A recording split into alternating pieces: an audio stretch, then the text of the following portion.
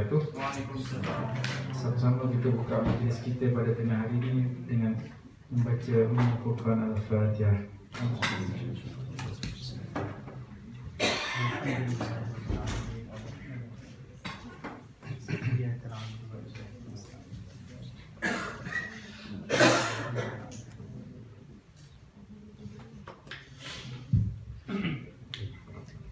Jadi alhamdulillah bersama-sama kita pada tengah hari ini Dr. Jeffrey berkenaan dengan tajuk Yasmin dah hantar kebetulan untuk tajuk pada tengah hari ini berkenaan dengan hadis 41 dan juga 42 daripada hadis 40.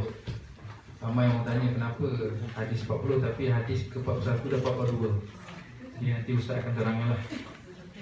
Hadis yang Yasmin ada print out hendak berkenaan dengan hadis 41 dan juga 42 boleh dapatkan.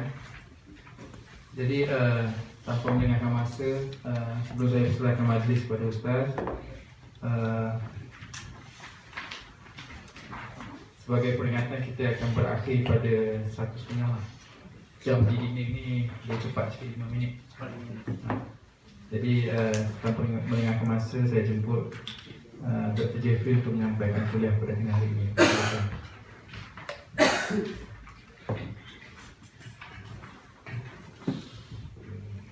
Innal hamdalillah nahmaduhu wa nasta'inuhu wa nastaghfiruh wa na'udzu billahi min shururi anfusina wa min sayyiati a'malina man yahdihillahu fala mudilla lahu wa man yudlil fala hadiya lahu. Amma ba'd. Assalamualaikum warahmatullahi wabarakatuh. Waalaikumsalam. Sihat ni? Alhamdulillah. Lebih sihat. Selamat Hari Raya kan?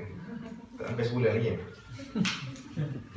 Kita kena extend Raya sebulan setengah sebab tak cukup hari untuk buat ni open house ni. Tak ada masalah untuk happy-happy kan? Tak ada masalah untuk happy. Allah dan Rasul tak pernah marah orang yang happy. Happy je lah, tak ada masalah. Sampaikan sekali tu. Sepatutnya orang yang paling tak happy dalam dunia adalah Nabi SAW. Orang paling tak happy sebab dia dah tengok neraka dah. Kan? Dia dah tengok neraka. Macam mana you boleh happy kalau you dah tengok neraka? Kita tak tengok pun. Kadang-kadang jadi sedih. Kadang-kadang lah. Kadang-kadang dalam solat rasa nak nangis kan. Kadang-kadang Nabi SAW dia dah tengok neraka waktu dia Isra' Mi'raj. Mengikut ada riwayat kata dia dah masuk dah, tapi mengikut yang lebih tepat yang Nabi tengok, dilihatkan kepada Nabi.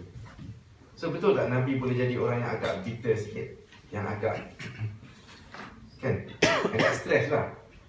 Dan dia akan jadi orang yang serius kan, sepatutnya. Dan betul pun, pernah sekali Nabi tengok satu sekumpulan orang kat depan Masjid Nabawi tu. Kawan-kawan dia sama dia orang ketawa-ketawa dekat masjid. Bukan isu ketawa kat masjid. Masjid memang tempat berkumpul pun anyway. So dia just ketawa macam biasa kita gelar kan, ketawakan kawan apa semua. Tu Nabi jumpa dia, kata apa? Lau ta'lamuna ma'a'lam la dhahiktum qalilan wa la bakaitum kathiran. If you know what I know, you will cry more and laugh less. Kalau kau tahu apa aku tahu, kau akan nangis banyak, ketawanya sikit. Terdiam doang. Kemudian Jibril akan datang dan cakap kat Nabi, jangan cakap macam tu lah. Dan dia akan bagi kabar baik sikit lah kat orang. Maknanya, okay lah, take it easy lah. Sebab apa Nabi cakap macam tu? Sebab dia dah tengok? Yes. Tetapi still, Allah tak mahu Nabi ni bagi bitterness pada kita. Maknanya jangan neraka kan. Tapi gayanya seolah-olah kita ditakutkan neraka lebih daripada digembirakan dengan syurga. Betul tak? Gaya ni gitu. Cara dia ajar. Seolah-olah takut kalau saya cakap baik sangat nanti korang semua buat dosa. Seolah-olah. Rupanya salah. Rupanya kita memang kena cakap yang best lagi banyak daripada yang tak best. Sebab dalam hadis yang lain Nabi kata, Nabi beritahu kat satu grup ni, satu kira ambassador untuk pergi dakwah kepada non-Muslim punya grup ni dekat Yaman kalau tak silap. Nabi kata yassiru wala tu'assiru. Mudahkan, jangan susahkan. Bashiru wala tunaffiru. Give glad tidings. Give good news. Jangan takutkan orang. Jangan takutkan orang. Betul tak? Maknanya yang baik lagi banyak. Sebab majoriti manusia tak perlu very bad news sebenarnya. Majority manusia mahu motivation saja.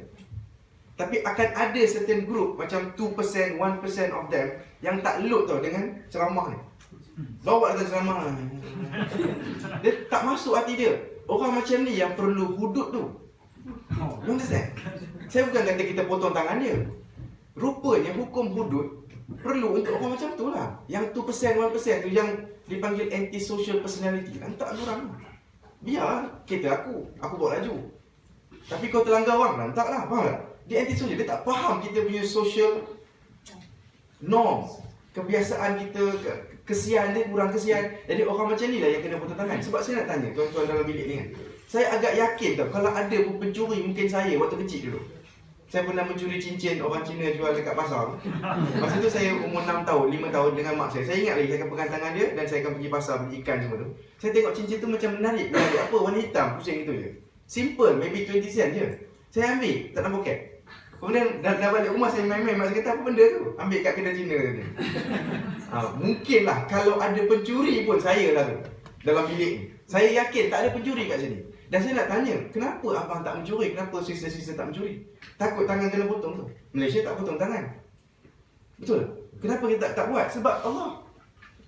Ataupun sebab just, kenapa aku nak ambil phone orang? Kalau phone aku hilang, aku nangis.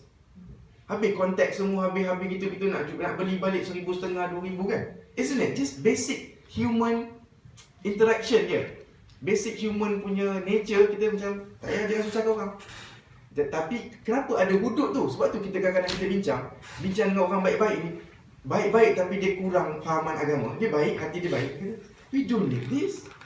Jawapan saya lah, yes, we don't need this for you. But there are certain percentage of people, if you don't takutkan diorang, dia akan terus mencuri. Kena tangkap, mencuri lagi. Lepas daripada penjara, mencuri lagi. Betul tak? Setuju kan? That means Allah datangkan hukum for everyone. Dan jangan terasa hukum tu kena kat aku ke? Tak, you tak akan mencuri seumur hidup. Macam tu juga dengan zina dan lain-lain lah. Wallahualam. Kenapa saya cakap semua ni tau? Sebab Nabi suruh kita happy sebenarnya. Jangan takut kawan sangat. Kita kena happy lah. Jadi lepas kerana kita kena senyum banyak. Imam An-Nawawi, Imam An-Nawawi, tajuk asalnya ialah tentang sunnah Nabi yang salah guna begitulah kan. Tajuk asal ni. Saya takut nak bagi tajuk tu. Sebab itu tajuk cari gaduh nama ni. Jadi kena ban lah lepas ni. Lagi best lah kita belajar apa itu sunnah. Kita belajar apa itu sunnah. That means apa yang Nabi nak kita ajar, nak ajar pada kita. By the way kan kita ada nota semua orang patut ada nota lah. Hadis 40 dan 41. Sorry, 41 dan 42. Pendekkan cerita. Imam An-Nawawi collect dalam 42 hadis dalam collection dia yang dia panggil Arba'in Al-Arba'in. Maknanya the 40s. Timbul isu, tapi ada 42 ni kenapa? Imam Nawawi tipu kita. Jawapan saya lah orang Arab tak heran sangat pasal nombor semua. Dia pun tak sibuk mengira sangat. Berapa orang yang berapa orang pergi umrah tu kan? Adalah 1,400, 1,500. Dia kira betul-betul tak 1,338. Dia tak kisah. Sebab tu kalau cerita kalau banyak 70,000. Kalau kita tengok dalam hadis-hadis ada 70,000 malaikat kan. Sebenarnya kita boleh anggap kan itu ialah figure of speech. Maknanya banyak. Figure of speech. Sebab dia orang bukan pengira sangat. Dia not mathematician sangat. Berapa orang yang hadir? Adalah 40. 40 yang sikit-sikit. 40 tu sikit daripada 70 kan. 70,000 dan sebagainya. So they like to give round figures lah. So Arba'in. Dan you tahu tak? Jadi hari ini kita tahu hadis 40 ada berapa hadis? You know something? You guys are the 5% of Muslims yang tahu bahawa hadis 40 ada 42 hadis. Tahu kenapa? Ramai je orang belajar hadis 40 kat masjid dan surau. Start daripada hadis nombor berapa? Nombor 1, innamal a'malu binniyat. Kemudian hadis nombor 2. 3, nombor 4, ustaz mati. Ulang balik ustaz baru. Innamal a'malu binniyat lagi. Aku dah dengar dah, tak apa dengar lagi. Sebab aku pun tak hafal semua penjelasannya. Betul lah, siapa nak hafal semua ni? You guys are not penceramah, tak payah hafal pun. You just understand generally, okay, amal ni. Lepas habis sampai hadis ke-15, ustaz tu pindah. maka innamal a'malu binniyat. Buku tu akan lunyai first few pages. Yang ayat itu. Jadi jarang orang sampai ke hujung. So you know what? Ada satu cadangan daripada satu sister ni. Dia pijak sikit. Dia dulu staff Petronas lah. Sekarang dah buat freelance apa dah dia buat. Dia cakap apa kata kita start dari belakang. Sebab start dari depan semua orang dah dengar. Betul tak? Hampir semua kat sini pernah dengar. Innamal a'malu binniyat. Sesungguhnya semua perkara ialah dengan niat. Kan? Macam pernah dengar lah. Dan kalau siapa pernah pergi masjid dan pernah belajar hadis 40, just nak tahu je. Siapa pernah go through sikit lah. Saya tak akan tanya soalan. Siapa pernah? Tak ada siapa angkat tangan ada? Tak ada. Tak nak kawan. Tak ada geng tak ada geng. Geng nak. Tak ingat Okay, it's okay. So ada 40 hadis, 42. Itu pun dah ilmu power dah tu. Kalau nak tahu, tanya kawan. Kau tahu tak? Imam Nawawi ada kumpul hadis tau, yang bijak-bijak sikit lah, yang belajar agama sikit lah. Tanya dia, hadis betul ada berapa hadis? Dia kata 40 lah. Dia cakap 40 lah, apa lagi dah tulis 40 tajuk ni? Baru tunjukkan dia, muka surat terakhir buku tu. Photostat, ambil gambar tunjukkan dia. Dia akan, betul juga. Okay, so Alhamdulillah, geng kita ni geng bijak-bijak. Geng yang ada information yang lebih. Before that, kenapa 40 atau 42? Rupanya ada hadis, beberapa hadis yang tak berapa kuat. Satunya disebut, siapa yang hafal 40 hadis, maka dia akan berada bersama fuqaha di jannah. Dia akan berada bersama ahli-ahli fiqh. Yang fiqh maksudnya yang faham agama. Bukan fiqah yang kita faham, tapi faham agama. Di syurga, kan best. Siapa yang hafal 40 hadis. Satu lagi hadis, siapa yang tahu 40 hadis, maka dia akan berada di syurga. Siapa yang mengajar 40 hadis, maka. Jadi campur semua hadis-hadis yang dhaif ini dengan baik-baik. Saya sebut dhaif, maksudnya lemah. Dia akan naiklah darjat dia mengikut beberapa ulama. Dia akan jadi hasan li ghairihi. Jangan stres lah. Nak ceritanya, kalaulah brother, nama apa brother? Nama apa? Junaidi. Brother Junaidi, Syarul dengan siapa? Boleh guna nama tak apa untuk tujuan kelas. Junaidi, Rizal dan Syarul ialah perawi-perawi dhaif. Kadang-kadang dia lupa. Kadang-kadang dia betul. Kalau dia cakap tu benda. Kadang-kadang betul, kadang tak betul. Kadang betul, kadang tak betul. Kuat pelupa. Tapi campur 3 orang punya news, boleh tak dia jadi macam kuat sikit? 2 pelupa, 1 agak-agak macam nak nyanyuk. Campur-campur macam up sikit kan? Macam tu cara orang ajar hadis lah. Diorang check semua ni. Dia check siapa, very specific. You tahu tak? Cerita pasal rijalul hadis, maknanya the narrators of hadis, campur semua sekali buku yang wujud daripada tahun 100 Hijrah sampai ke sekarang. Kita mungkin boleh penuhkan bilik dia dan still tak cukup. Buku-buku dia akan banyak ni. Sebab perawi Bukhari saja ada beratus-ratus perawi Bukhari. Maksudnya from all these people dah mati dah.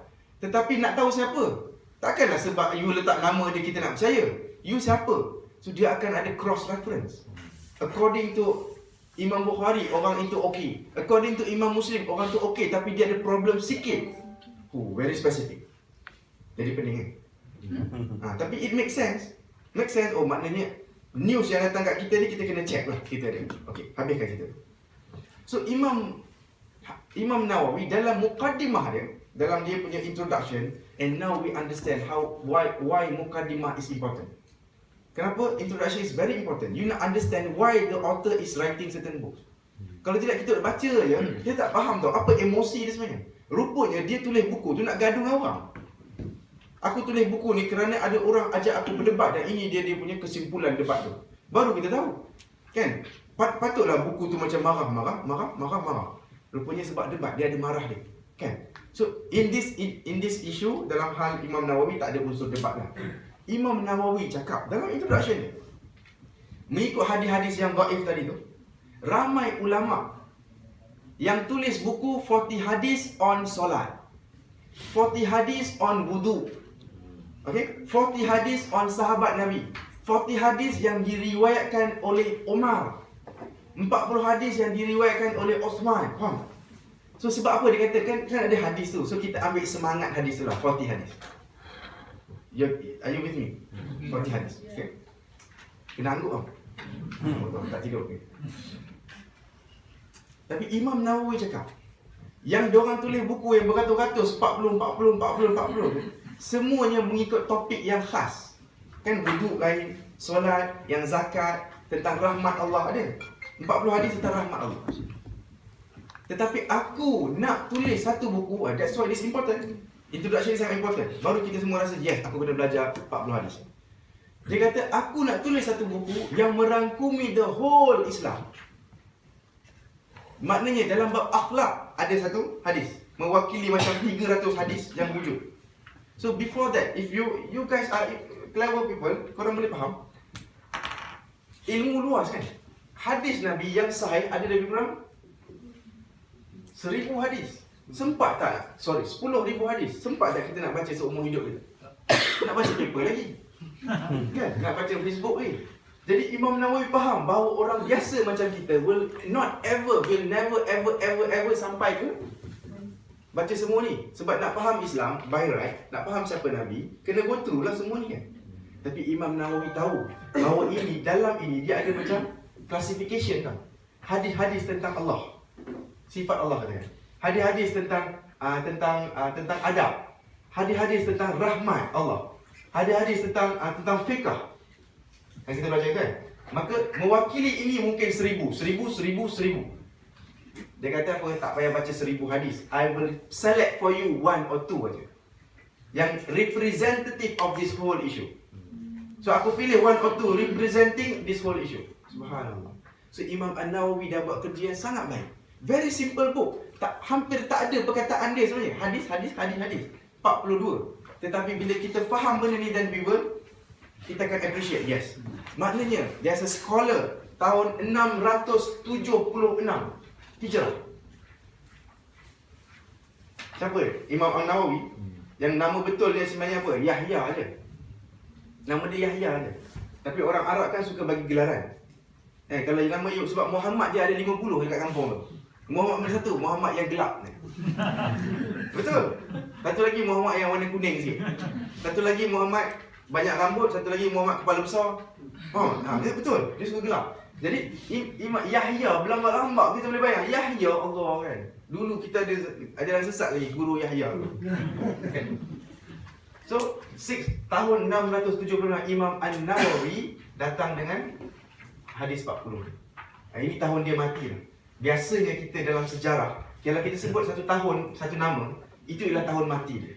Sebab dalam budaya Arab dan budaya Islam, kelahiran tak penting, kematian tu penting. So what kalau you lahir, you can die after 5 years. Umur 5 tahun dah mati. Zaman tu lagi lah birth rate sangat rendah, sangat tinggi, tapi kematian, death rate pun sangat tinggi. So what you birthday 3 hari bulan April, aku tak kisah. Tapi you mati macam mana tu penting. Kan? Sebab tu adalah setengah-setengah pihak dia kata, bukan birthday Nabi yang penting, hidup Nabi tu yang penting. Kan, launglah macam mana pun. Kan, launglah macam mana pun. Pakailah handsome macam mana pun. Beraraklah macam mana pun. Tapi his life is important to understand. Kan? Nabi tak lahir untuk kita potong kek untuk dia. Kan, betul kan? Tapi jangan marah lah siapa yang berminat, no problem. Ambil sempena-sempena, no problem. Seriously. Perasan tak, saya tak keluar lagi perkataan haram ke, makruh ke kan. Sebab saya bukan mufti lah. Bukan mufti dan tak berminat pun nak jadi mufti. Okey. 676. Maksudnya 600 years setelah Nabi lahir ataupun Nabi lahir bukan Nabi lahir ataupun Nabi wafat, 600 tahun hiduplah manusia ini yang namanya Imam An-Nawawi. Dan dia dengan kita beza berapa tahun? Lebih kurang 700-800. So kita sebenarnya dalam Islam, kita semua kalau kita belajar, actually we want to know this guy is where. Siapa je ni? Dekat peringkat mana? Sebab contohlah Imam Bukhari, dia zaman bila agak-agak? Bukan hari tu kita semua dah hafal ke? Tahun berapa dia wafat atau dia mati? Tahun 256. 256, maksudnya Imam Bukhari lagi senior tu tak? So maknanya Imam Bukhari ialah 200 tahun setelah Nabi. So we can imagine lah, lagi ori lah apa yang dikumpulkan tu. Kemudian orang kemudian dia akan ambil manfaat daripada kumpulan kitab Imam Bukhari, Muslim dan semua. Kalau saya sebut nama kitab tu yang Tirmizi, Abu Daud, Ibnu Majah, Bukhari dan Muslim tu, ini semua zaman 200 ke 300. Okay, semua hadis akan direcorded well tahun 200-300 tu. Okay, so back to our story. So agak-agak lah, appreciate tak sikit bila kita tahu Imam Nawawi dah tolong kita banyak. Maksudnya ustaz-ustaz patutnya, kalau ada orang kata ustaz ajar kami benda basic sikit, benda basic, jangan ajar taranum. Kat masjid-masjid kalau kita tengok, apa tahu antara kuliah yang famous, tajwid. Kemudian ada taranum, menyanyi, nyanyi Quran lah. Jangan marah tau. Ada ke kat masjid kita gitu? Ni kalau rekod-rekod dia kena ban tau saya. Sebab mana boleh kritik orang? Kita kan geng-geng yang tak ada kritik. Kita cakap belakang punya orang. Kritik cakap depan. Jadi kita cakap belakang punya orang. Jadi bila kritik sikit, oh ban ni baik-baik. Sebab saya cakap pasal birthday tadi tu. Yang birthday tu ada dalam Facebook, ada komen sikit lah. Ada tengok tak yang relics tu? Kononnya kekesan tapak kaki Nabi tu. Ada kaitan dengan topik asalnya sebenarnya ni semua ni. Topik asal kan, yang salah guna dan sebagainya. Kononnya darah Nabi. Darah Nabi kononnya. Korang percaya ke? Korang percaya? Siapa yang agak-agak percaya? Mesti malu nak kat tangan sebab ramai orang geleng kepala dah. Jadi simpan dah. Isunya ini sahih ke? Jangan cakap banyak lah share kan. Ini kita tahu tak ni siapa yang anjurkan? Kiranya badan kerajaan dalam bidang agama yang anjurkan. But me lah, saya seorang-seorang duduk dalam bilik, saya akan cakap, so what? So what kalau yang anjurkan tu jabatan agama apa-apa, so what? Dia tak jadikan dia sahih. Betul lagi, Imam Bukhari tulis buku Sahih Bukhari, kena kritik.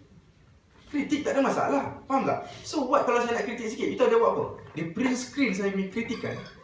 Print screen kritikan saya dalam Facebook tu. Saya kata saya tak percaya benda ni. Dia print screen, dia hantar dekat tempat yang saya akan pergi ceramah. Pandai kan ni.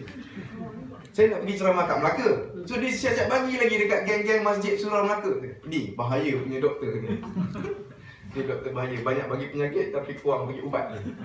Saya tu perkataan saya. Ni tengok apa dia cakap tentang majlis yang dianjurkan oleh jabatan kerajaan. Kalau dia berani cakap macam ni, maksudnya dia sesat. Alah, itu dia. Simpelnya pemikiran orang kita lah. Cakap sikit sesat. Akhirnya Akhirnya saya akan tetap terus buat kerja saya lah. Okay. Tapi orang tu tunjuk kat saya lah, print screen tu. Dia kata, doktor, diorang suruh beware of you lah. Macam beware of dogs pula kan. Orang Chinese kata beware of dogs tu. Beware of Dr. Jeffrey lah. Tapi sejauh ni lah, ada tak benda sesat yang saya ajar? Kalau ada, maafkan saya. Jangan cakap kawan lain. Okay. Slow and steady lah belajar. Saya katakan gini lah. Apa kata dengar cakap orang tu sejam, 2 jam, 3 jam, datang 2-3 kelas. Then you make your conclusion. Adil kan? Make your conclusion. Sebab dia punya kesesatan kadang-kadang akan keluar dalam kelas ketiga ni. Dia akan slip kan? Dia akan slip tau. Dan saya juga Nabi, sorry. Maksud saya Nabi Muhammad juga Nabi. Akan keluar. Mana boleh orang Melayu tersasul saya Nabi? Tak pernah boleh tersasulnya. Sebab Nabi dah habis.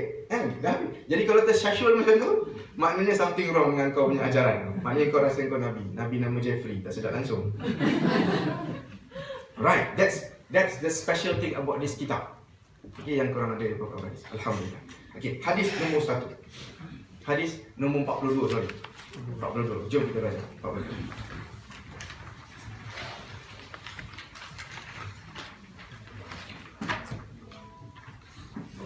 Nabi kata, Qala Allah Ta'ala.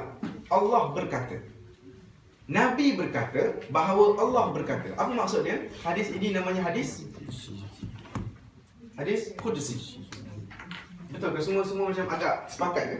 Tahu ke benda ni? Kalau tak tahu, please stop us lah. And then lagi satu, dalam kelas ni tak ada siapa yang tak pandai, okay? Boleh tak? Jangan pandang slack lah. Bagusnya kat sini, biasanya tak ada suami isteri. Itu yang bagus.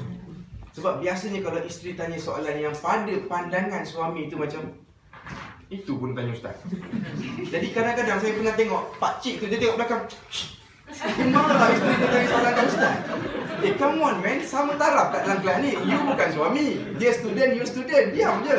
Ini Janganlah baca ni.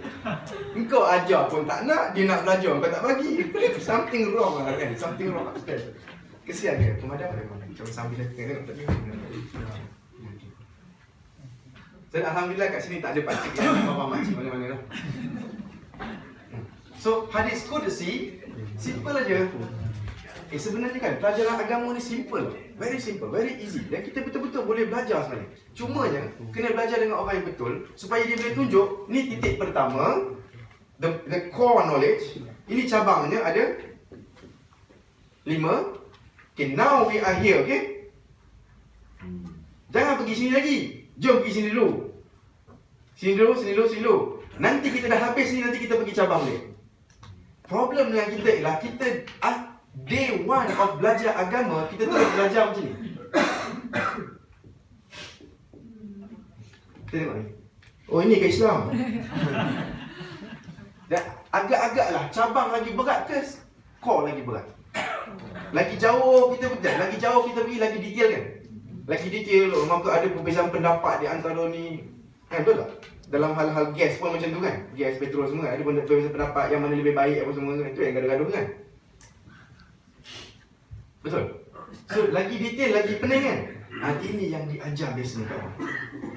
Maka kita akan rasa macam Islam tu actually very difficult. Saya rasa. So, jom kita balik pada core. Alright. So,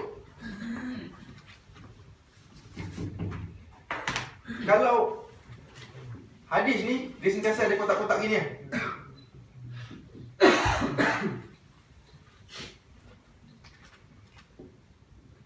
Allah, Rasul, sahabat, betul? Tabi'in, maksudnya siapa saja yang jumpa sahabat tapi tak pernah jumpa Nabi. Kemudian tabi'in. Okay? So, if the hadith ialah riwayat Nabi, macam Nabi kata qala Rasulullah kan, ada orang sebut, orang record, which is majority 99% qala Rasulullah, 99% hadis kita jumpa dipanggil hadis musnad.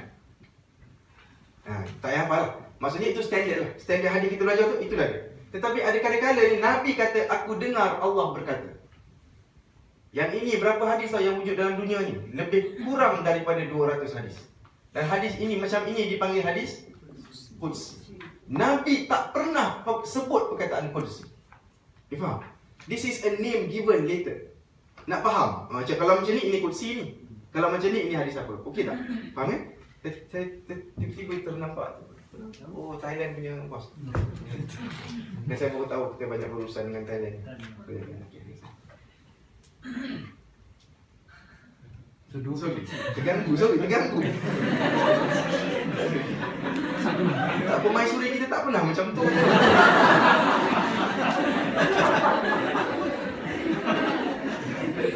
Jen. Sorry. Salah aku cakap itu, sorry. Takut ada pantang kat belah sini. Nak stop tadi? Ini tadi nak stop ni kan? Pasal dia nak ingat. Nak ingat kan? Takut dah hilang kan? Dari Thailand. So Nabi tak pernah sebut Qudsi. Seperti mana Nabi tak pernah dalam seumur hidup dia sebut perkataan idgham ma'al ghunna. Dia tak pernah sebut ini mat asli. Bila hujung tu ni, mat arif disukun. Maksudnya bila you berhenti dia ada panjang 2, 3 dan 2, 4 dan 6. Nabi tak pernah sebut perkataan itu. Grammar rules Shakespeare bukan tahu. The name of grammar, past participle tu Shakespeare yang asal-asal tu dia tak tahu, tapi dia guna. Maksudnya Nabi baca dengan betul. Kita kemudian bila tengok hindsight lah, tengok balik, oh kalau bacaan macam ni namanya gini lah Tapi kita sekarang pulun pasal nama tu. Kita quiz awak anak kita ni. Macam ni kalau ni nama apa ni dek? Kita anak idgham apa? Efa tak. Sebab dia Arab pun tak apa tahu. Idgham tu maksudnya ada dengar-dengar. Efa tu izhar tu clear. Kan kesian dia. Kalau you nak tahu kan, saya mengaku saya sampai sekarang tak hafal semua tu. Dia tak hafal. Tapi saya tahu baca. Tapi dia tak hafal. Macam grammar rules. Jeffrey, why do you say if I were you, I wouldn't come to HES? I wouldn't work in Cari Gali HES. Kenapa you kata if I were you? Bukan ke I ni single? Dia itu kan kacauan. Tak tahu. Aku tahu sebutan ni memang gini. Tak percaya, cuba search dalam YouTube. If I were you. Lagu semua ada.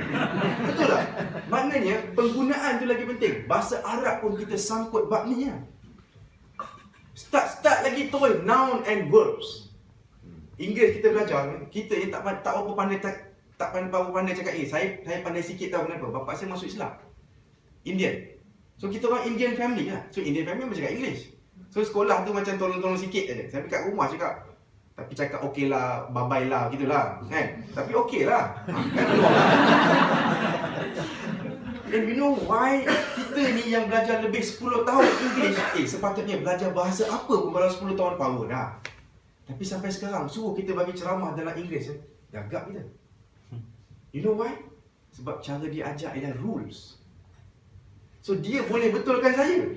Kalau saya past tense dengan present tense silap sikit, doktor silap sikit. Kena sebut was tau sebab you tengah cerita pasal semalam. Oh really? Okay, sorry. Saya dah ceramah 5 jam ni. Kau ada pinpoint satu sekarang. Okay bang, boleh tak kata depan? Setengah jam bang bagi ceramah sikit. Tell me about yourself. Habis jam dia. Cakap tak boleh. Sebab kita belajar rules. So sebab tu saya kata yang cabang-cabang tu. Rules untuk PhD level sebenarnya. Masters level tau. You pernah dengar diphthong? Yang ada anak yang dah jam 4, 5 dah tahu. Kat sekolah bahasa Melayu ada diphthong. Apa benda yang dia nak ajar anak saya? Ajarlah anak saya bahasa Melayu yang clear, cakap macam ni. Dia nak ajar peraturan dia. Sebab itu jam anak-anak kita ni. Dia teaching rules tau. Siapa yang setuju kena angguk. Cepat angguk. Angguk semua geng saya. Balik kepada kita tu. So, sebab apa saya cakap ni tau? Supaya taklah stres. Pasal apa aku tak tahu ni? Doktor tahu. Faham? Kenapa? Ustaz tahu. Kenapa aku tak tahu? Jangan risau. Sebab ustaz dah belajar macam masters level. Tapi untuk layman, untuk normal Muslims, you tak payah hafal Qudsi, Musnad, Mu'allaq, apa-apa tak payah. Relax. Just know that it exists. Cukup. So hadis Qudsi ialah hadis yang diriwayatkan daripada Allah. Ada tak hadis Qudsi yang tidak sahih? Ada. Tapi orang cakap jangan main-main. Ini dikata qala Allah. Allah berkata, ada tak hadis? Tak sahih? Ada. Sebab tak sahih itu datang kat sini. Terputusnya chain ni. Orang ni cek-cek balik tak pernah jumpa orang ni. Bila cek-cek balik orang ni tak wujud pun nama dia dalam buku. Dan sebagainya lah. Okay. Teknikal sangat kan? Okey lah, boleh lah. Sekejap ya insyaAllah. Hadis Qudsi. Kita pergi kepada dia punya konten. Okay. Konten dia. Kalau Allah Ta'ala, ya bena Adam, wahai anak Adam. Ini hadis yang sebenarnya kan, kalau kita belajar ini je hari ni kita memang best lah. Minggu kita akan menjadi minggu yang sangat happy. Ya bena Adam, innaka ma da'awtani wa rajautani ghafartu lak ala makana fika, ataupun dalam riwayat lain ala makana minka kan tu. Ala makana minka wala ubal. Kita pernah dengar tak Allah cakap I don't care? Boleh bayang tak Allah yang menciptakan langit dan bumi boleh cakap, wahai anak Adam, selagi mana kau minta dari aku dan berharap kepada aku akan ampunkan kau. Wala ubal. Allah sebut kepada setiap orang tau, innaka.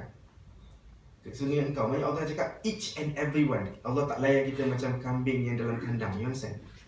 You understand? Kambing dalam kandang kan kalau time makan semua sekali. Kat asrama, siapa asrama penuh tahu saya dulu star Ipoh dulu. Sekali tak kisahlah you hebat macam mana pun kan, handsome macam mana pun, pukul 6 makan. Tea pukul 5 dah letak kau. Tak datang pukul 5 suku habis semua dah. Kalau kuih tak ada dekat atas meja, kalau tak ada, dia mungkin ada atas siling. Kalau kuih talam tu yang ada lekik-lekik tu, kan biasanya asrama ni dia punya budak-budak jahat sikit. Kuih talam ni. Kuih apam tu, kuih macam pau-pau tu kan, tapi melekit-lekit sikit agaknya dia orang tak cukup duit nak buat proper kan, lekit-lekit. Budak-budak ambil, apa nak makan macam mana, ingat chewing gum ke? Jadi budak-budak yang naughty sikit dia bawa. Maka melekat situ dah 50 tahun, boleh check balik sampai hari ni. Hitam atas dia buat makan. Naughty boy lah, naughty boy. Tak makan dia sego lah kan. Sambil-sambil nak kutuk budak star sikit. Allah tak layan kita macam kambing. Okey.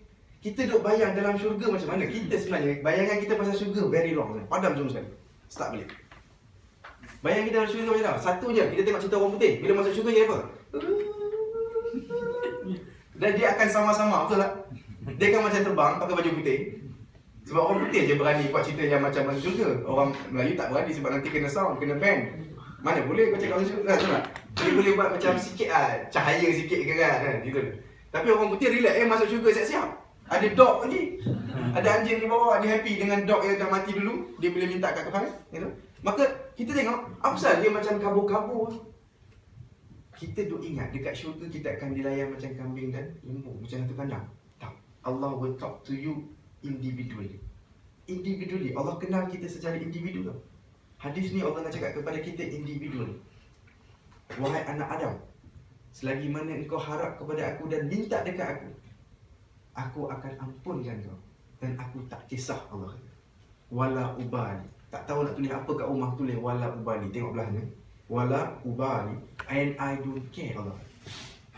Dan dah tu riwayat Allah akan ulang wala ubali 3 kali kat sini. Okay, next kita. Next. Ya ibn Adam, law balaghat zunubuka anana as-sama'i thumma astaghfartani ghafartu lak. Wahai anak Adam, kalau kau bawa dosa, kalau kau buat dosa sampai ke langit, buat dosa sampai ke langit, dan kau minta ampun, aku akan ampun. Siapa kita ada dosa sampai ke langit? Semua ada. Ya. Saya rasa dosa saya tak sampai ke langit. Saya rasa. Sebab saya tahu ada orang lain dosa lagi banyak dari saya. Sejarahnya, Fir'aun lagi jahat dari saya. Betul tak? Fir'aun lagi jahat dari saya. Tetapi tahu tak, dia ada peluang untuk tahu. Kalau dia cakap sorry, Allah ampunkan, tahu tak? Nak dengar cerita? Kita ada the third part nanti, kita apa? Fir'aun ni, Jibril pernah jumpa Nabi SAW, Nabi Muhammad. Dan dia kata, Muhammad, you should be there. Kau patut ada kat sana. Nabi kata apa? Hadis riwayat Tirmizi. Apa dia? Waktu Fir'aun tengah dalam laut. Kalau saya recap sikit, kan Fir'aun nak cuba kejar Nabi Musa, tapi bila dia tengah laut, laut tu Allah cantumkan balik. Maka dia tenggelam di dasar laut. Dia orang berjalan kat dasar laut kan? Di dasar laut dia tenggelam. Dalam dia tenggelam tu, Jibril pergi tengok. Rupanya Jibril boleh, kalau nak pergi dia boleh pergi. Jibril ketua malaikat. Sebelum tu kita pause kejap, latar belakang. Siapakah manusia paling kenal Allah? Manusia agak-agak. Bukan saya. Dia dah wafat dah. Siapa? Nabi Muhammad SAW. Betul tak? Manusia paling kenal Allah ialah Nabi-Nabi. Dan Nabi yang kita kenal Nabi Muhammad. Okey. Siapa bukan Nabi Adam? Siapa bukan Nabi Adam? Sebab yang kita kenal. Saya sebut tu. Saya buat disclaimer tu. Dekat yang kita. Okeylah, kita bundle up semua Nabi-Nabi lebih kenal Allah. Cuma riwayat yang kita dapat dari Nabi Muhammad punya riwayat tu. Hadis-hadis yang 10,000 tu daripada Nabi Muhammad. Good question. Kalau hadis ini betul, maknanya surga penuh. Yes. Semua orang sudah diampunkan. Yes. Betul. Kita habiskan cerita dulu. Betul. You're very right. You're very right. Betul. You're very right. Kita pegang kat abang tu. Abang cakap. Tuan nak apa? Ahmad ni. Okey. Jibril dan Fir'aun. So bila Jibril kata I was there, down there, aku tengah tengok tau Fir'aun. Maknanya Jibril dia ada curiosity juga. Dan dia makhluk kan. Dia ada marah tak? Ada rupanya. Yang dia tak ada cuma nafsu je. Dia ada marah bagi pihak Allah. Maksudnya kalau you bully my Nabi, you bully my Muslim, I am angry. Maknanya Jibril ada marah kepada Fir'aun sebab selama ni dibuli Bani Israel dan dibuli Nabi Musa. Nabi aku ni, aku yang dah start bagi revelation dekat dia. Kau main-main dengan Nabi aku, macam itulah. Dan so Jibril rupanya ada marah kepada Fir'aun. Dan kena ingat, Jibril tak tahu semua perkara tau. Sebab dia tetap makhluk. Betul tak? Dia malaikat tapi dia makhluk. So dia cuma tahu apa yang Allah beritahu dia saja. Dia tak tahu lepas ni Fir'aun akan baik ke, jahat ke, at the end jadi apa, dia tak tahu. So waktu dekat dasar laut tu, Jibril kata, kau tahu tak Muhammad apa aku buat dekat dasar laut? Ini very important kalau kita dengar ni, kita akan rasa Allahu Akbar. Bila kat dasar laut dia kata, you know what I was doing? Aku tengah ambil mud, lumpur, dan aku sibuk masukkan dalam mulut Fir'aun. Dia buka mulut Fir'aun, masuk. Kita kata, apa lagi ni? Dah lah tenggelam. Masuk lagi lumpur. Nabi tanya kenapa? Tahu Jibril jawab apa? Sebab aku takut dia akan sebut satu perkataan dan Allah akan ampunkan dosa dia yang tak apa-apa banyaknya. Subhanallah. Maksudnya taubat tu perlu solat ke tidak? Syarat taubat tu perlu wuduk tak? Syarat taubat perlu tak bersihkan baju dulu? Perlu tak berada dekat Masjidil Haram? Perlu buat umrah tak? Tidak semuanya. Taubat itu ialah taubat. Sambil bawa kereta, boleh tak taubat dalam toilet? Maksudnya itu je waktu kita ada. Nak keluar dah kita terfikir, Allah silap aku. Betul tak? Silap lah ya, sorry lah. Dalam hati. Taubat lah tu. Dia tak ada syarat tau. Subhanallah. Ini kita belajar daripada orang ataupun malaikat yang paling tahu tentang Allah. Yang dia yang bagi wahyu kepada siapa? Adam, Idris, Nuh, Hud, Soleh, betul? Dia sangat tahu tau, sampai orang panggil dia An-Namus, the keeper of secrets. Sebab dia tahu secret from the beginning kan. Dia tahu semua Nabi secara personal tau, dah borak dah. Umur dia berapa jangan tanya kan. Subhanallah, betul tak? Tapi dia kata aku takut, he say something. Dan Allah akan ampunkan. Maknanya Jibril cakap, Allah engkau tu dan Allah aku tu, kalau kau terdetik cakap sorry Allah akan ampunkan. Nampak tak? Tetapi manusia akan dijauhkan dari taubat oleh siapa? Syaitan. Iblis akan cakap tak payah kau jadi ustazah lah. Ataupun dia akan cakap kau tahu tak berapa tahun dah kau tinggal solat? 2 tahun, kau boleh ganti ke? Habis kau, ni hutang dengan manusia pun kena bayar, hutang dengan Allah, kau ingat Allah akan cincai ke? No. Jawapan saya ialah Allah sangat lenient manusia yang berkira. Manusia yang selalu tak ampunkan orang. Aku tak ampunkan kau. Tapi sorry lah. Dah setahun dah minta sorry. No. Betul tak? Manusia, Allah dia kira tak? Tak. Berapa kali dah buat dosa? Allah tak pernah tanya, anak Adam, berapa kali dah kau buat dosa aku? Lepas ni aku tak ampunkan dah. Pernah tengok tak hadis macam tu? Tak pernah. Kan? So hadis ni dan cerita yang saya cerita tadi, hadis riwayat Tirmizi tadi, dia sangat bagi kita hope kan? Hope Bagi hope Bagi hope. Okey. Sambung ni. Wahai anak Adam, kalau kau datang jumpa aku tadi tu kan, waktu kita hidup dan kita minta ampun, walaupun dosa kita ananas sama sampai ke langit, Allah kata aku ampunkan. Tapi kalau kita mati tak sempat lagi tak sempat minta ampun. Ini bahagian ketiga hadis ni. Wahai anak Adam, if you meet me dengan dosa satu bumi kan, dosa satu bumi, dan kau jumpa aku, dan ingat di key point ni kalau boleh garis, wala tusyrik bi syai'an, dan engkau tidak syirik kepada aku. Underline that, this is the asterisk punya hal ni, very important. Dan kau tidak syirik kepada aku, la ataituka bi qurabiha maghfirah, I will come to you, I'll come to you dengan pengampunan sebanyak itu juga. That means ampunkan kau juga. Subhanallah. Tapi kenapa tak ada senyum lagi ni? Ustaz. Yes. Tapi kan kalau dosa dengan orang, kita kena minta maaf dengan orang juga. Betul? Kalau orang tu tak ampunkan jangan. Masuk neraka lah. Allah. Betul? Itu matematik yang mudah. Ya right? Betul. Ramai orang akan jawab macam tu. Matilah aku. Mak aku tak ampunkan aku. Dah minta ampun, dia tak ampun. Aku dah minta ampun, dia tak ampunkan. Jawapan saya simple je. Awak dah buat kerja awak. Kerja dia ialah mengampun awak. Kalau dia tidak mengampunkan, silap-silap dia pun kena dengan Allah ni. Kau ingat kau siapa? Kan? Kau ingat kau siapa? Aku pun ampunkan orang, betul tak? Jadi jangan belagak sangat, aku tak ampunkan. Jangan. You siapa, betul tak? Allah pun ampunkan orang. Jadi bila orang dah ada remorse, dia datang kat kita, dah cincai lah. Dah. Kecuali dia ada hutang 5,600 tu, minta lah 5,000 ke apa. Minta dulu. Kau bagi 5,000, aku ampunkan kau. Betul? Very simple sebenarnya. Tidak adil lah, sebab takkanlah takdir kita ini ialah di tangan orang yang manusia biasa macam kita. Takdir saya is on you. Syurga neraka saya adalah atas awak. Yelah, saya dah silap dengan awak tahun lepas. Tahun ni tengah minta ampun ni. Sorry. Dah sebulan, 2 bulan, 3 bulan. Tak nak. Aku nak tengok kau kat neraka nanti. Aku nak tengok dari syurga, aku nak tengok kau. Confident je kau. Confident je lah. Confident je Nabi, tengok. Mana tahu terbalik ke? Kan? Tengok. Jadi, itu jawapan saya. Kalau hutang kena bagi balik. Kalau tak sempat nak bayar hutang macam mana? Ada penyesalan tapi tak sempat apa semua tu, Allah akan uruskan. Allah akan uruskan. Nanti sebelum masuk syurga dia akan ada dia punya tempat, dia punya qantar. That means kan kita akan settlekan sikit-sikit tu.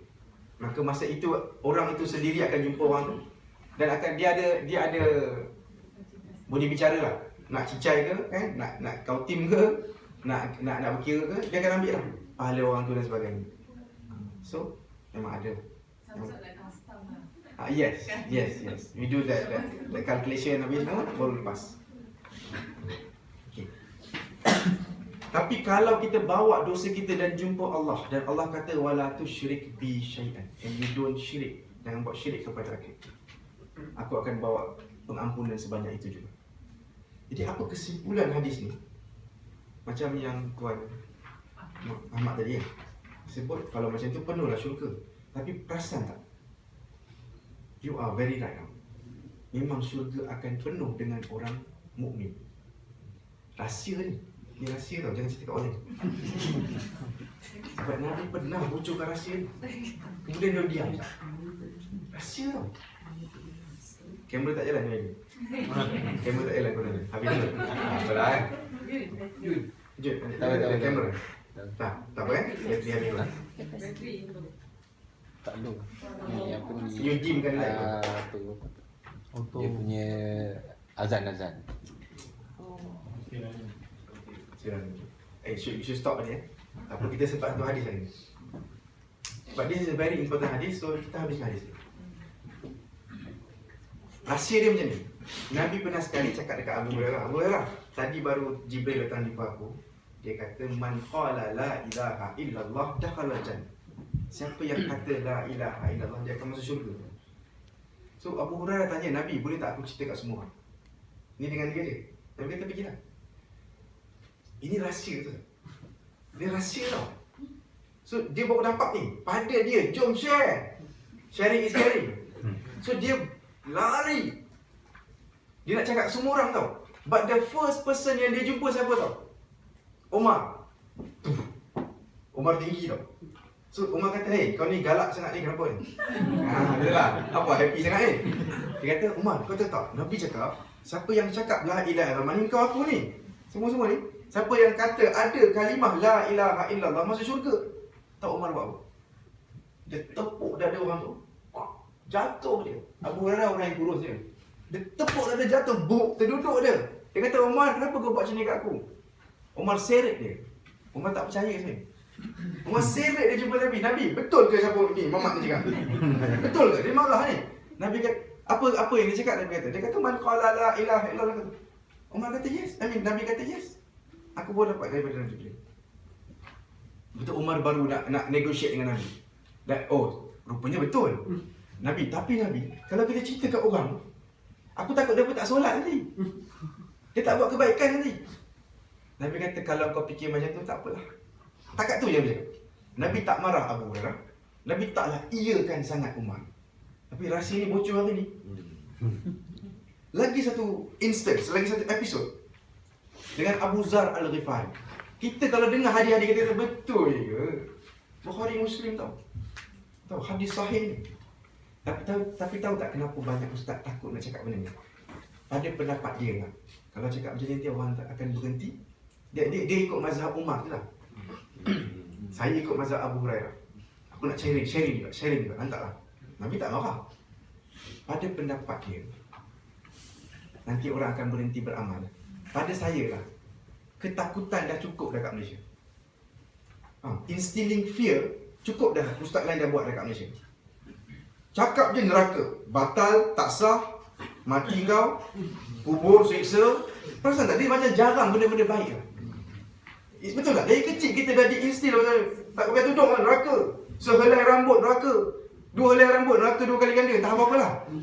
Hadis tak sahih tau. Yang sehelai rambut 70 tahun tu tak sahih tak wujud It's just a general ruling, perempuan tu tak aurat. Understand? General ruling. So, neraka, sikit neraka. Tak nak, mak dengan anak pun cakap pasal neraka juga. Dia tak ada pasal Allah loves you, let's do something kan, let's be nice to people. Tak ada. Adik buat lagi. Adik nak masuk neraka ke dik? Macam tu lah style kita ni. Maka suami isteri pun macam tu. Awak cakap lagi. Awak jawab. Jawab. Kita pakai neraka dengan dia. Jawab lagi. Cakap dah. Itu neraka tu. Dah cakap dengan awak. Cik. Kita berjaya, kita derhakakan dia. Allahu Akbar. Semuanya nak guna Allah Rasul juga. Dia tak ada kasih sayang. So, Abu Zar. ya, Abu Zar. Abu Zar Al-Ghifari. Thank you sebab dia tahu dah penyakit saya. Tahu. Abu Zar Al-Ghifari pernah duduk dengan Nabi. Abu Zar, ya Nabi kata. Kau tahu tak siapa yang kata la ilaha illallah dia akan masuk syurga? Abu Zar tanya. Wa in zana wa in sarak, ya. Walaupun dia berzina dan mencuri ke? So Abu Zar nak betulkan Nabi lah, bagilah detail sikit. Takkan gitu je kan. So mungkin ada dia punya Nabi jawab tau. Wa in zana wa in sarak. Yes. Walaupun dia berzina dan mencuri, dia akan masuk syurga. Kemudian Abu Zar kata mungkinlah dalam hati dia kan. Mungkin sebab dia ulang soalan. Mungkin Nabi salah dengar apa soalan aku. Ya Nabi kita, ya Rasulullah, wa in zana wa in sarak. Betul ke? Walaupun dia berzina dan mencuri, apa lagi dosa kita nak kira sekarang? Kan? Walaupun dia berzina dan mencuri, dosa yang boleh dihudud ni. Yes, Nabi kata walaupun dia berzina dan mencuri. Abu Zar tak puas hati. Mungkin salah dengar, mungkin. So dia tanya sekali lagi Nabi, sebab Abu Zar ni orang yang keras tau. Dia terkenal sebagai orang yang tak simpan harta. Whatever come to him, dia akan sedekah. Dan dia ni, sahaja nak cerita bagi kita faham siapa dia. Nanti dia akan kena buang negeri gitu tau. Zaman Osman nanti, Nabi dah tak ada. Sebab zaman Osman duit dah banyak. Dia akan pergi dekat menteri punya rumah. Kau tak boleh hidup macam ni. Tahu, ini bukan cara hidup Nabi. Harta kau bagi balik Baitul Mal. Apa ni anak kau mewah, anak, faham tak? Dia jenis macam tu. Agak-agak menteri akan tutup mulut tak? Menteri bukan sahabat Nabi, anak sahabat. The next generation lah. Ni pakcik ni, dah tua-tua ni. Duk sound menteri-menteri, apa jadi? Menteri komplain dekat Khalifah. Khalifah tolong bagi dia tepi sikit, susah nak buat kerja. Sebab dia akan datang, gaji kau berapa? Berapa kau dapat? Sebab aku tengok pakaian kau macam cantik sangat. Faham tak? Dia komen. Dia kata, kenapa kau hidup macam ni? Nabi tak hidup macam ni. Dia tak puas hati. Dia nak kembalikan zaman kegemilangan. So Abu Zar orang macam tu lah. Sampai dia kena buang. Dan dia akan hidup seorang dan dia akan mati seorang. Dia that keras the person. Okay, so baru kita tahu dia punya background story kan. So dia yang tanya Nabi, walaupun dia berzina dan mencuri, Nabi kata ya. Dengar baik jawapan dia. Wa in zana wa in sarak. Dan Nabi tambah satu lagi ayat. Walaupun Abu Zar tak suka. Maksudnya yang kau akan tengok, putih mata lah kau tengok si penzina ni ataupun pencuri lah yang dah mencuri ni, dia masuk syurga berputih mata kau. Betul tak kalau dalam bahasa kita kan? You will see but he will still go. Kau tak puas hati macam mana pun, Allah puas hati dengan dia. Walaupun Abu Zar tak suka dia kata. Cuma nampak tak? Dia rahsia kan? Tapi tahu tak, rahsia ini perlu dikongsi kat mana? Macam ni kan? Orang yang mahu belajar, yang takkan ambil kesempatan. Betul tak? And saya nak tanya, kalau saya cakap macam ni, korang akan berhenti semayang ke? I don't think so. In fact, korang akan lagi kuat semayang. Sebab Allah dah bagi kita satu check, blank check. Tak tertulis semayang, bukan blank pun, jannah. Dah ada tiket dah kata, jannah. Kesimpulan ulama' tu, kita nak habis seminit juga. Kesimpulan ulama' ialah apa tahu? Siapa yang ada kalimah tauhid, which is all of us in this room, akhirnya kita akan masuk syurga. Kalau dosa tu besar sangat yang Allah kata, aku nak seksa kau sikit, maka akan masuk neraka sekejap. Dia takkan selama-lamanya. Dan sekejap dia mungkin seminit, bukan setahun. Okey? Kemudian akhirnya masuk syurga dia. Tapi saya jenis tak pakai tak tutup aurat, still kau masuk dalam golongan. Tapi saya kadang-kadang tinggal seorang, kau masuk golongan. Tapi kadang-kadang saya kurang ajar dengan mak saya, termasuk golongan. Tapi kadang-kadang saya ada derhaka suami, kau masuk golongan. Maknanya Allah ada dua pilihan kepada orang Islam. Dia sendiri letak pilihan kat dia. Apa dia? Untuk masukkan terus, tak apalah, I just cincai lah, tak nak tengok.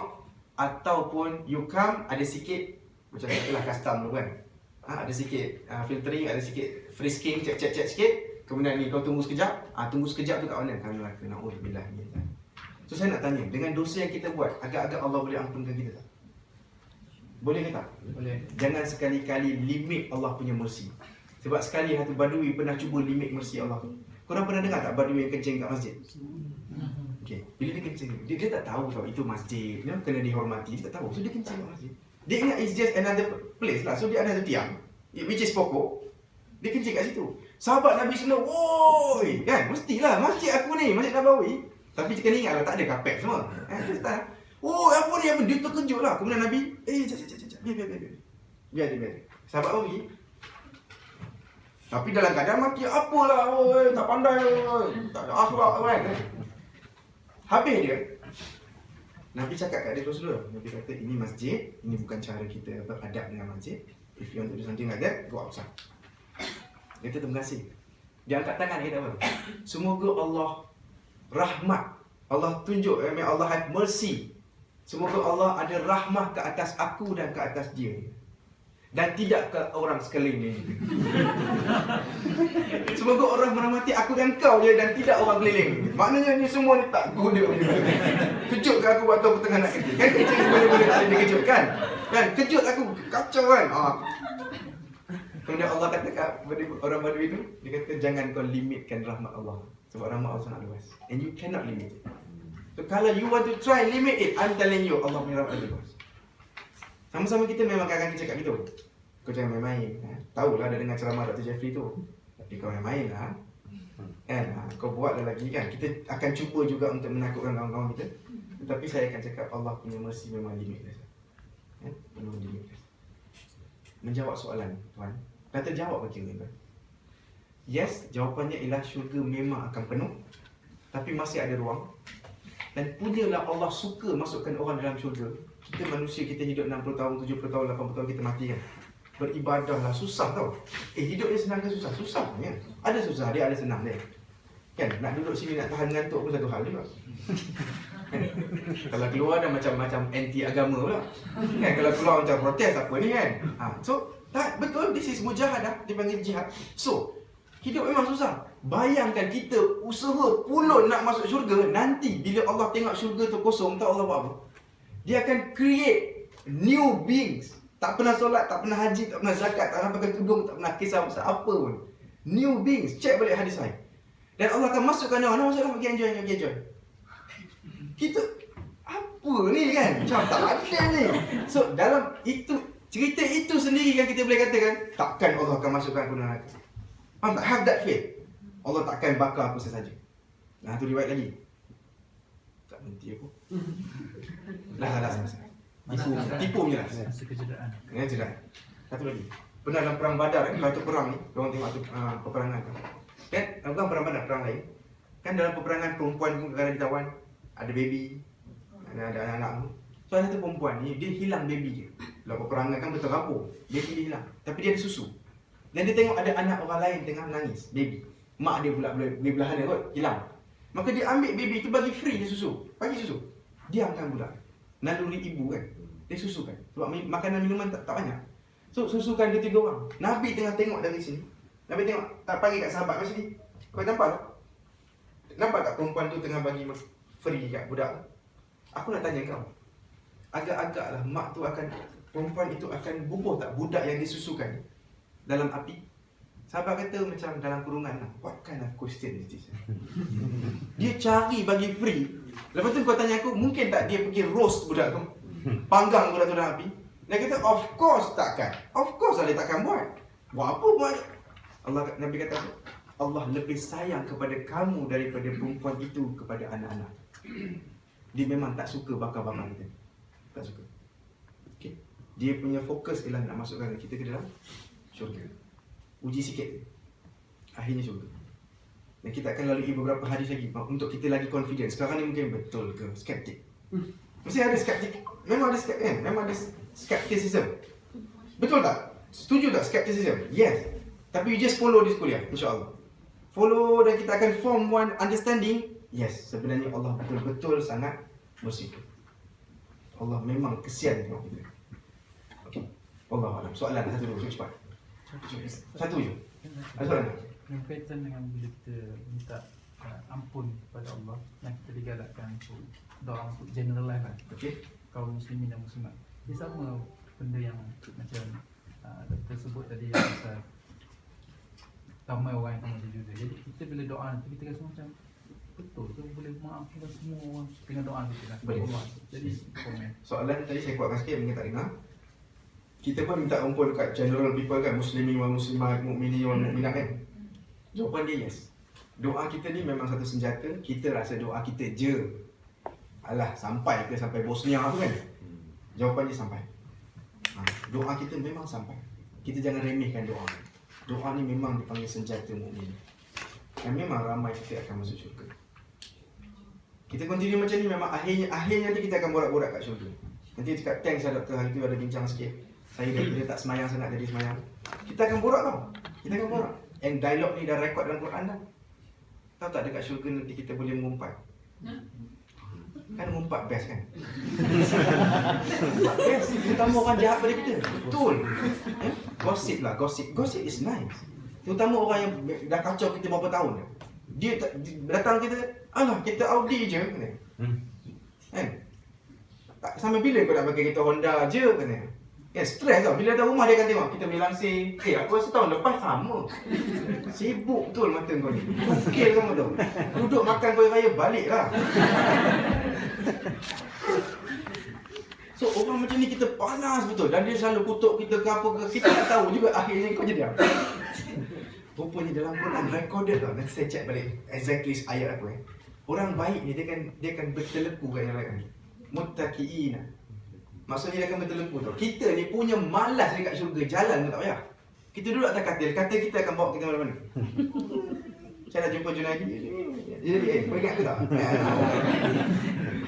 Kau dah rasa dah buah yang belakang ni, taman tu sedap weh. Dia. Faham tak? It's like that. So, saya dah bincang dengan Junaidi. Jadi, ingatlah orang yang duduk kutuk kita tu. Kita buat kuliah macam ni kata apalah, ketinggalan, boring, bosan, janggut panjang sangat. Jom tengok apa jadi kat dia. Maka Allah akan ada satu suara dia kata tengok bawah ni. Suara, mungkin suara malaikat. Tengok bawah. Yang kita akan tengok bawah, dia akan dilihatkan kita sebab neraka tu memang dekat bawah. Syurga kat atas. Maka dia akan dilihatkan, yang kacau kita tu. Itu okey ke sekarang? Tu. Dia tengah terbakar ni. Dia kata dah sampai dah janji Allah pada aku. Betul lah. Yang kau cakap tu betul. Aku dah kena dah. Tapi ini ialah memang contoh, bukan hal saya dengan Junaidi dengan kawan kita nama Mustafa, bukan. Ini ialah memang dengan orang kafir yang kacau kita, yang tutup jalan dan sebagainya. Memang orang tu akan tanya kau okey tak. So boleh gosip rupanya kan, dekat syurga boleh gosip. Kita boleh tahu apa jadi kat kau, boleh tanya kau okey ke kan, apa jadi dalam Quran tu rekod. Dan kalau korang nak tahu dalam syurga juga ada market tau. Kita kan gila nak pergi Tesco, nak pergi kat sini apa Suria. Kan Suria gila kan, best, shopping kan best. Syurga juga Isetan. Syurga tak ada dekat. Kat syurga pun ada market lah. Kalau kita dengar kita syurga, so kita tahu lah memang Allah buat untuk kita semua. Just nak uji sikit je. Dan kesimpulan ni, ada soalan, kecuali satu je. Satu. Yang tak boleh tidur kalau tak jawab.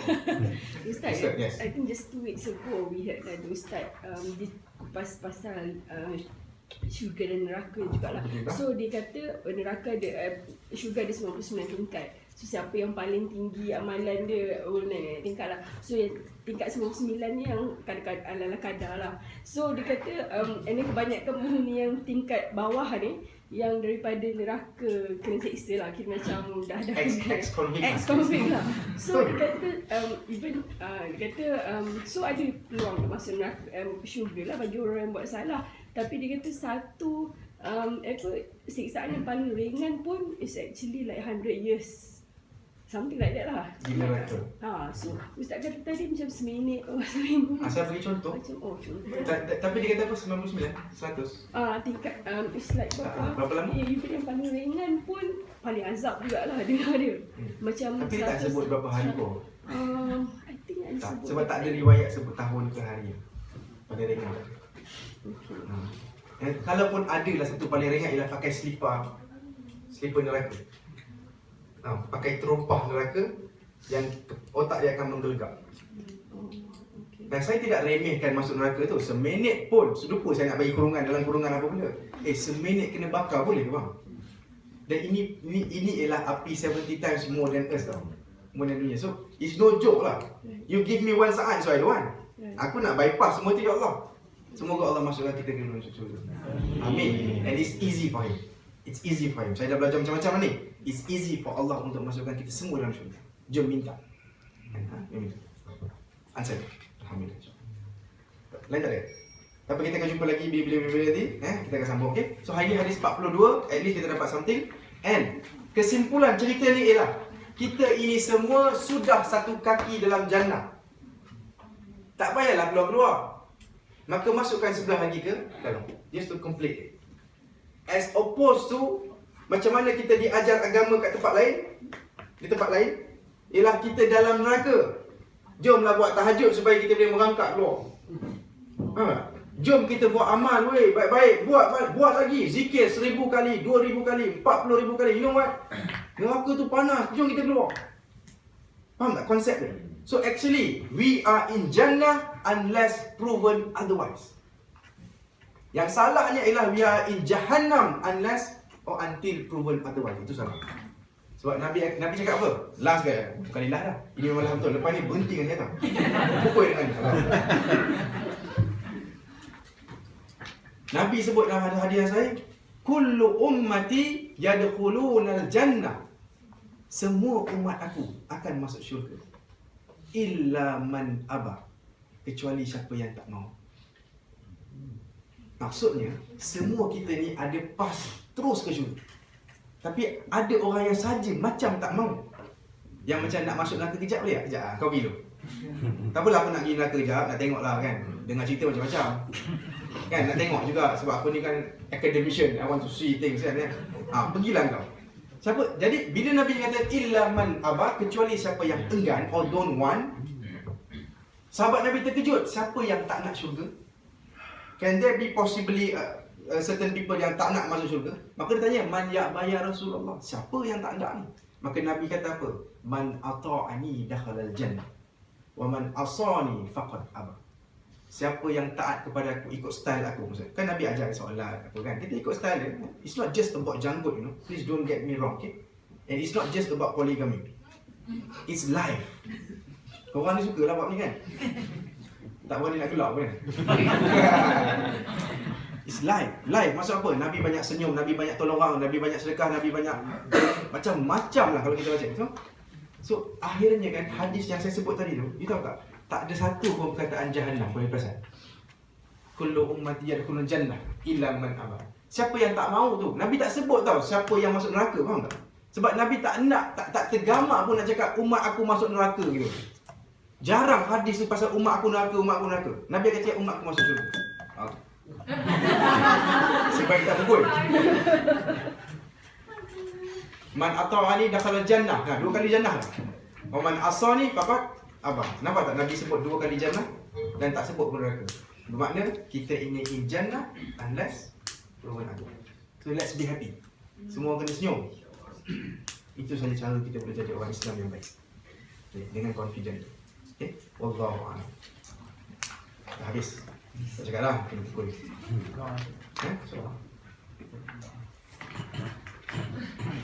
A'udzubillahi minasyaitanir rajim. Bismillahirrahmanirrahim.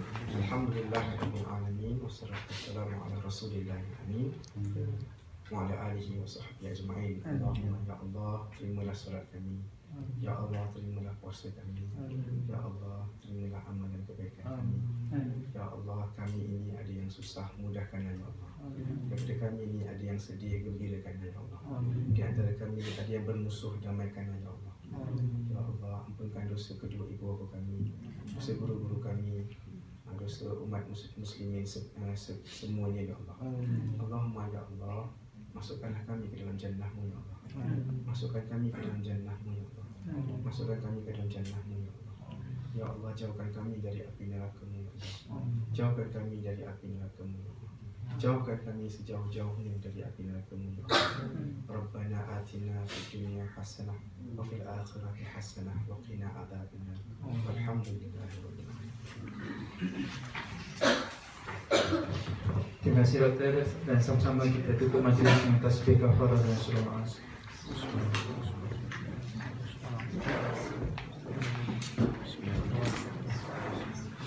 Assalamualaikum warahmatullahi wabarakatuh.